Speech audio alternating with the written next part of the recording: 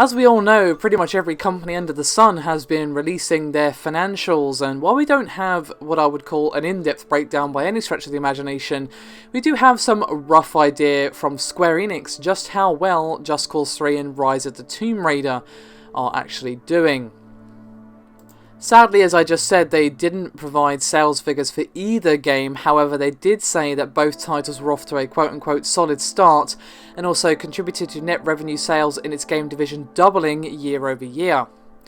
Now, they also said that during the 9-month period, which ended December 31st, 2015, revenues from Operation and expansion disc sales of Final Fantasy XIV and Dragon Quest X continued to be strong. As for the digital entertainment segment, net sales and operating income totaled about 110.145 million yen, which is about $943 million, which is an increase year over year of 46% over the same period.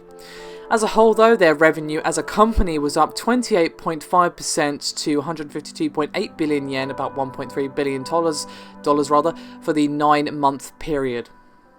So while it's a bit of a shame they didn't deign to tell us just how well Just Cause 3 and Rise of the Tomb Raider did, it sounds like both titles did well enough to make Square Enix's game division look rather healthy. Hopefully we will get some information as to how Tomb Raider is sold, although I have a feeling we won't know that information until it's out on all 3 platforms, if at all. And of course it just came out on PC, so it's probably going to be a while before we get that information if we ever get it. But at least it's an indication that they've done fairly well, and it seems they're happy this time.